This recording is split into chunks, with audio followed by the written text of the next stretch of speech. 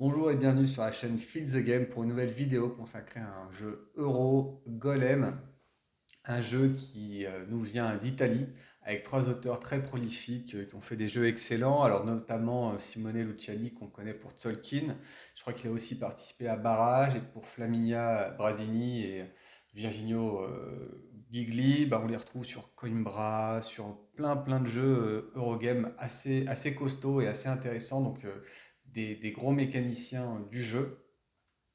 Et donc ce jeu-là, bah, qui était porté par ces trois auteurs, bah, il donnait envie avec une couverture assez fascinante, hein, vous voyez, avec un espèce de grand visage, avec des yeux rouges et bleus et des lettres hébraïques ici qui veulent dire, ce que j'ai lu, émettent, voilà, donc la vérité, parce que ça nous vient évidemment du mythe du golem. Alors le golem, moi je le connaissais plus parce que j'étais joueur de jeux de rôle, donc le golem c'est à chaque fois golem d'argile, de chair, etc. Donc le fameux monstre, mais dans l'historiographie, ça nous vient d'un mythe venu de Prague, de l'Est de l'Europe, et où donc les juifs qui étaient victimes de persécutions avaient, grâce à la magie, donné vie à un golem qui finissait par devenir fou. Et le seul moyen de le tuer, finalement, c'était d'effacer la première lettre qui était ici pour le tuer, parce que ça signifiait la lettre Met, voilà, et Met, et Met signifiant la mort. Voilà. Donc ça, c'est pour le mythe. Et donc, ils ont réussi, ils ont voulu en tout cas transporter ça dans un jeu euro. Donc, il y avait voilà, une belle densité, un bel objectif de thématisation. Alors après, ça va forcément rester un jeu très euro. Alors, ce qu'on peut dire déjà sur cette boîte, c'est que déjà, elle est quand même vraiment énorme. Voilà, il y a quand même du format auquel on n'est plus trop habitué, mais très lourd. Et la boîte pèse son kilo, hein. Donc là, on vous propose directement le matériel, hein, et on voit tout de suite qu'il est pléthorique parce qu'on va avoir un plateau de jeu. Alors il est immense, hein, il est vraiment grand, il fait quasiment toute ma table, donc ça ne vous donne pas une ordre d'idée, mais je vous dis, c'est clairement du grand. En plus, bah, vous avez quatre plateaux de joueurs individuels qu'il faudra monter, et en plus encore une espèce de tour à billes représentée pour essayer dans la thématique sur la fameuse devanture de la synagogue de Prague. Et donc vous avez des petits roulements à billes enfin des petites tours à billes qui vous permettront de faire vos actions. Donc ça, c'est une des idées du jeu. Donc voilà, une grosse édition, pas trop buggée à ce qui me semble, donc il faut le signaler. Et voilà, une espèce de voilà, un packaging qui est vraiment très chouette, hein. Très lourd, la boîte. Et donc en matériel, bah, vous avez les règles déjà en premier lieu, forcément. Donc des règles qui ne sont pas forcément très lourdes, mais le jeu est un jeu assez lourd, hein, assez complet, hein. Et donc là, ce qu'on voit tout de suite, c'est que vous allez avoir aussi un guide automate, c'est-à-dire que vous allez pouvoir, pour faire du jeu solo, il y a quasiment 8 pages de règles, hein, propres, indépendants, donc c'est pas trois lignes mis de côté. Là, pour ceux qui veulent jouer en solo, vous avez un propre module, et ça, c'est quand même un effort assez intéressant pour ceux qui aiment jouer seul. Alors en plus, on reviendra dans la critique sur le jeu solo, je le ferai un peu plus loin dans la vidéo. Mais voilà, vous avez ensuite bah, les livrets de règles, hein, qui fait à peu près 18-19 pages. Et donc, c'est une lecture de règles qui n'est pas forcément très compliquée, mais le jeu reste dense et des fois, vous avez effectivement des lectures à faire. Donc thématiquement, là, vous retrouvez un peu l'orthographie de l'hébraïque, hein. Mais voilà, thématiquement, bah, vous êtes censé être un rabbin qui met en place un golem et qui va essayer de le contrôler. Voilà, qui va essayer de le contrôler. Et avec ses étudiants, bah, thématiquement, vous allez devoir dans le jeu essayer de contrôler vos golems, développer vos golems, tout en essayant d'acquérir de la connaissance avec des pions Aleph, la connaissance. Et ça va être une course. In fine, voilà, on reste dans l'Eurogame, il faudra faire un maximum de points possible. Mais là où il y a un petit peu la subtilité de ce jeu, c'est que vous allez avoir simplement 12 coups pour réaliser le plus grand nombre de points de victoire. C'est-à-dire qu'en fait, ça va se jouer en 4 manches. Et parmi les 4 manches, vous allez avoir trois coups à faire. Deux à travers une prise de billes, donc une phase d'action, et une autre en allant directement sur le plateau, sur un plateau où vous allez avoir donc le plateau, alors c'est pas le plateau synagogue, là je regardais un peu comment ils appelaient ça, mais donc il y a le plateau, un plateau annexe où il y aura différentes tuiles et vous pourrez sélectionner une de ces tuiles. Donc vous aurez le choix entre soit faire des grosses actions à travers les billes, soit une action, enfin deux actions avec les billes et une action sur la partie rabat, icono. Donc je vais vous montrer un peu tout ça parce que ce sera peut-être plus clair. Donc vous voyez le matériel là-dessus, il est pléthorique. Vous en avez partout, partout, partout. Donc de la tuile, et vous comprenez un peu le poids et la boîte. Alors, donc c'est une boîte à chaussures, mais par contre là, la chaussure, c'est plein, quoi. Je veux dire, ça dégueule de partout. Vous avez des tuiles réversibles. Alors ça, c'est pour l'automat. Là, c'est pour les quatre, et tout est plus ou moins réversible. En fait, l'idée c'était de donner un peu de rejouabilité. Alors là, vous voyez, là, je vais sortir le plateau et vous voyez que tout de suite la taille du plateau qui est énorme. Voilà, je coupe peut-être la lumière sur le début, voilà, c'était pas mal. Mais voilà, donc ça c'est un plateau de joueur individuel. Et avec ça, vous allez devoir rajouter ce petit plateau sur le côté, comme ça. Voilà, qui sera réversible en cours de partie d'ailleurs. Et pareil, de l'autre côté, vous allez avoir son pendant ici, comme ça, que vous allez pouvoir éventuellement retourner. En sachant que les quatre plateaux sont différents. Donc vous allez les sélectionner en début de partie et donc ça va faire aussi là encore de la rejouabilité. Le gameplay, basiquement, vous allez avoir en fait, comme je le disais, 12 actions en 4 manches. Pendant ces 4 manches, vous allez devoir sélectionner soit deux actions de billes, soit une action directement. Alors la tour à billes, ça fonctionne clairement comme ça. Vous allez prendre des billes de certaines couleurs en fonction du nombre de joueurs. Vous allez les mettre ici. Et le pendant de cette tour à billes sera évidemment ça. Hop, hop. Voilà, j'essaie de le mettre pour que ça rentre un petit peu, mais voilà. Donc vous allez avoir justement les billes qui vont rentrer. Donc là, je vais les mettre, ça va vous donner un ordre d'idée de comment se déroule la partie. Donc voilà, ça va faire ça. Bon là, c'est coincé évidemment. Ça n'est jamais arrivé avant. Voilà, bon, c'est bizarre que ça fasse ça parce que j'ai mal positionné, mais en partie ça m'est jamais arrivé comme ça. Alors, je vais faire attention au bruit parce que ça va être désagréable.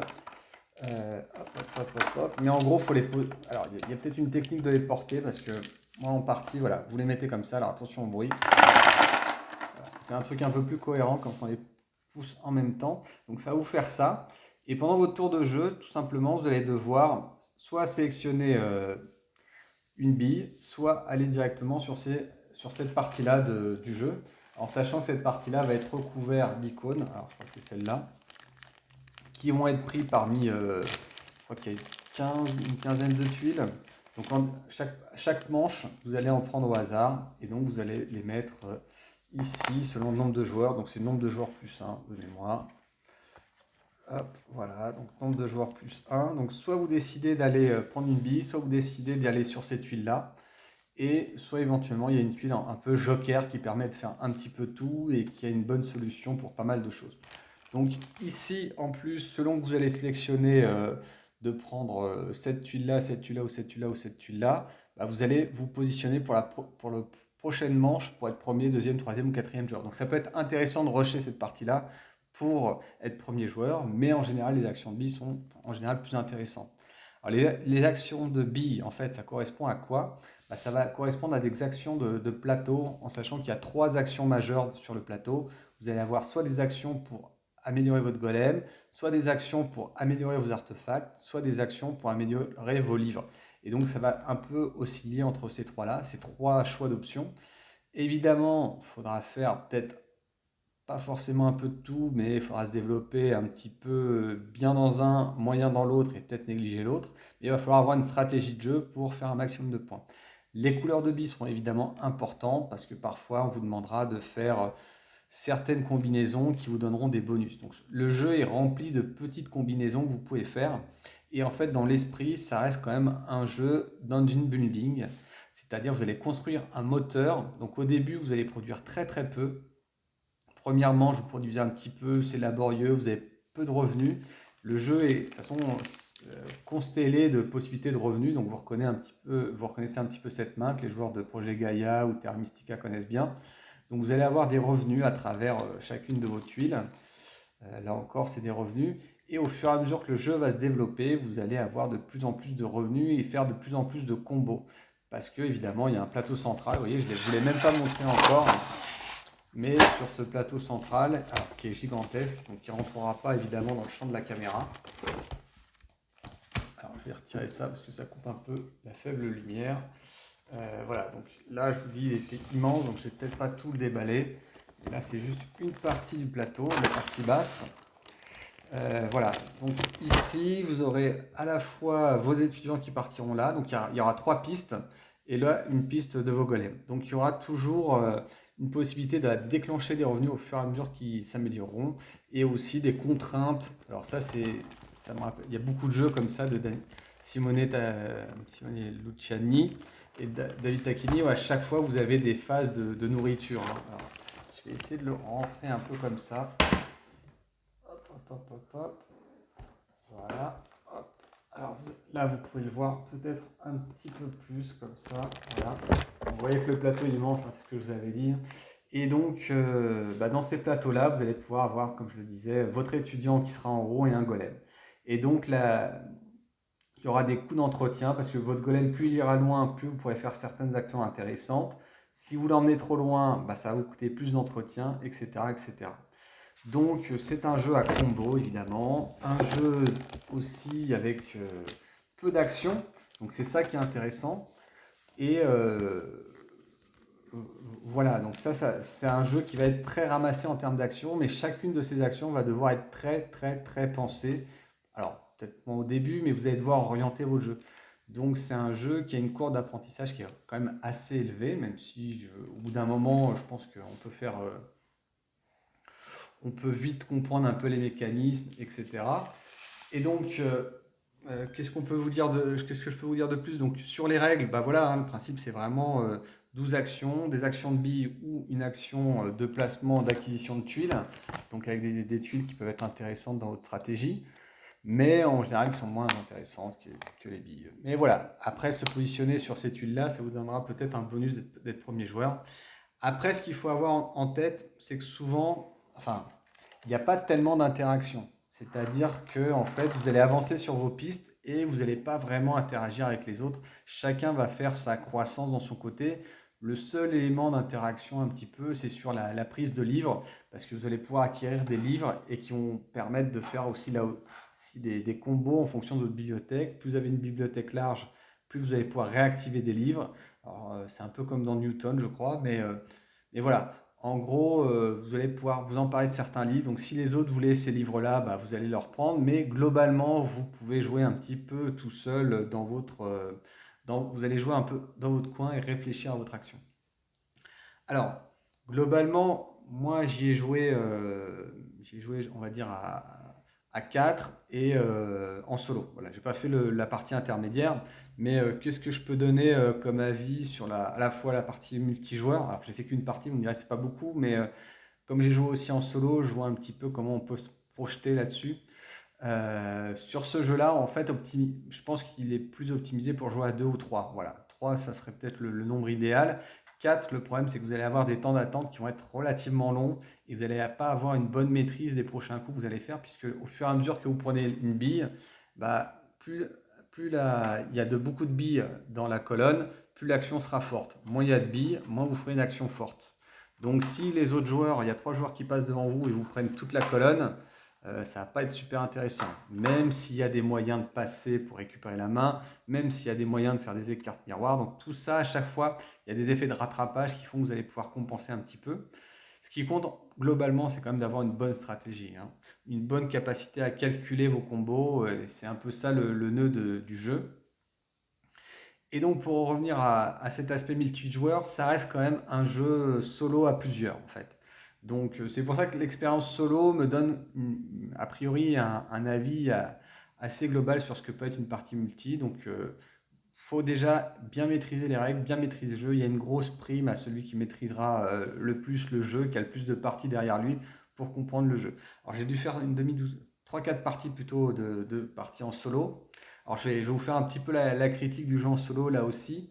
Le jeu en solo, alors déjà vous avez un livret entier consacré à la partie solo, donc ça fait 8 pages, je vous ai dit. Et ce jeu solo est très intéressant parce que comme c'est un jeu où vous êtes tourné vers votre plateau et donc où il y a peu d'interaction, donc vous allez avoir un automate qui lui va vous prendre des billes, va se placer sur des tuiles et va scorer des points. Donc en fait ça va être un peu le lièvre pour scorer des points et parfois vous frustrer d'une bille, donc d'une action peut-être un petit peu moins intéressante ou peut-être vous priver d'une tuile. Et en plus, vous allez pouvoir le moduler pour qu'il avance un peu plus vite et fasse plus de scoring rapidement. Donc c'est vraiment clairement un lièvre, mais ça correspond à peu près à un joueur. Enfin, c'est voilà, un autre joueur qui aurait sa propre stratégie ferait peut-être des choix relativement proches. Donc c'est pas très gênant, cet automa est plutôt sympa. Il faut noter que cet automa, vous pouvez l'utiliser à 2 ou à 3 joueurs, c'est-à-dire que vous pouvez l'utiliser pour faire un quatrième joueur. Je vois pas tellement l'intérêt, mais sachez que cette option existe. Pour continuer sur le jeu solo, bah voilà, il est très bon. Moi, j'y ai joué 3 fois. Donc, le problème de la partie, enfin du jeu en solo, c'est que vous allez passer beaucoup de temps à lire et relire les règles de l'automa. Alors, en multijoueur, pareil, vous allez avoir ce souci-là, hein, qui est de comprendre les icônes. Et donc, chacun, pendant la partie, va demander, mais ça veut dire quoi cette icône? Ça veut dire quoi cette icône? Donc, vous allez passer la première partie, de toute façon, de manière générale, que ce soit en multi ou en solo, ça va être un petit peu pénible parce que vous allez avoir beaucoup de recherches d'iconographie et à chaque fois les icônes sont différentes, donc il faudra regarder dans le livret des règles. Pareil, quand vous jouez en solo, sur l'automa, il va falloir vérifier des règles. Vous allez peut-être vous poser beaucoup de questions parce qu'il est assez complet cet automa.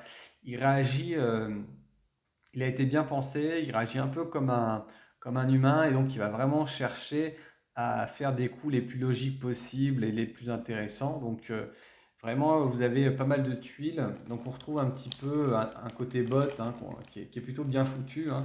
C'est pas un battez votre propre score, hein, c'est vraiment un automate qui va se positionner, prendre des bifs, se cacher. Donc ça c'est vraiment sympa. Alors, pour résumer peut-être un petit peu ce que j'ai aimé, ce que j'ai pas aimé, bon, j'ai commencé par ce que j'ai pas trop aimé. Euh, alors, finalement, il y a aussi un problème enfin, déjà, il y a un problème de couleur. Je trouve qu'on a du mal à se repérer dans les couleurs. Notamment, c'est censé être un moment du rouge, de l'argile, etc. Donc, au niveau des couleurs, le plateau est pas très. Même s'il est joli dans le fond, parce qu'il représente des quartiers de Prague, etc., je trouve qu'en termes de colorimétrie, ils n'ont pas été très bons. Alors, le jeu est très complexe, donc est-ce que c'est un inconvénient ou pas? Mais en tout cas, il y a une bonne demi-heure d'explication de règles. Et pendant que vous allez jouer, comme je le disais, vous allez devoir pas mal dire et ça à quoi ça sert, et ça à quoi ça sert. Donc la première partie peut être très très laborieuse. Les règles sont très denses. Et puis voilà, vous avez une interaction qui est relativement froide, hein, donc vous n'allez pas pouvoir vraiment, si vous aimez avoir de l'interaction, vous allez être concentré sur votre plateau, qu'est-ce que je dois faire, à quoi ça correspond. Donc les premières parties peuvent être laborieuses et c'est une interaction très froide. Alors sur ce que j'ai bien aimé, là aussi c'est un peu le pendant, c'est que le jeu est assez complexe, donc ça peut être plaisant pour certains joueurs, notamment quand on joue en solo. La complexité c'est quand même très sympa parce que ça vous permet d'être dans un jeu de casse-tête. Donc vous allez pouvoir jouer tout seul en faisant votre casse-tête. Donc, est-ce que je fais cette action, pas cette action? Est-ce que je vais sur cette tuile? Donc, vous allez pouvoir jouer. En fait, il est très bien solo et je me demande si le jeu est pas mieux en solo ou à deux, vous voyez, pour que chacun joue l'un contre l'autre. Vous voyez, ça me paraît une bonne façon de jouer, un solo à deux, trois max, mais voilà, le jeu est très casse-tête. Donc, ça va vous donner vraiment envie d'y rejouer pour à chaque fois améliorer votre score. Alors, avec l'automa qui vous servira de lièvre, mais vraiment pour essayer de comprendre quels sont les mécanismes à tirer, etc., hein. Donc, en plus, c'est un jeu à moteur. Donc, ce jeu, il y a un petit côté un peu grisant au bout de la troisième ou quatrième manche, c'est que vous allez produire énormément et vous allez pouvoir commencer à faire des combos très intéressants. Donc, je fais ça qui me permet de faire ça, qui me permet de faire ça, qui me permet de scorer. Comme je vais scorer ici, je fais telle action. Donc, vraiment, ces combos sont très plaisantes. Donc pour vous donner un avis final sur le jeu, c'est un jeu que j'aime bien. C'est pas le jeu du siècle, c'est pas un jeu waouh, mais vraiment vous pouvez jouer à deux comme ça, vous pouvez faire des très belles parties. Si vous aimez les jeux casse-tête, si vous aimez les jeux complexes, par contre si c'est pour jouer en familial plus ou rapidement ou expliquer un jeu simple à des non-joueurs, c'est absolument pas le jeu qu'il faut prendre, hein. C'est vraiment du jeu bien lourd, bien complexe où on retrouve en plus les petits gimmicks des jeux italiens, hein, comme au début, bah, vous avez des choix comment dire, des objectifs secrets. Vous allez en prendre trois, vous en allez sélectionner deux. Vous avez aussi, par exemple, des tuiles de départ. Alors, vous en avez quatre, il n'en faudra en garder que deux. Vous voyez, tout ça, c'est des petits trucs qu'on connaît bien chez ces auteurs italiens qu'on va retrouver et qui vont donner un peu d'asymétrie. Donc, voilà, c'est un jeu vraiment très sympathique en solo, à deux, limite à 3, mais vraiment réservé à des joueurs très très experts. Voilà ce que je pouvais vous en dire pour le jeu Golem, si vous intéresse. En tout cas, si vous avez aimé cette vidéo, un petit pouce vers le haut. N'hésitez pas à vous abonner si ce n'est pas déjà fait et à utiliser les liens pour acheter des jeux. Ça aidera la chaîne. Je vous dis merci et à bientôt. Au revoir.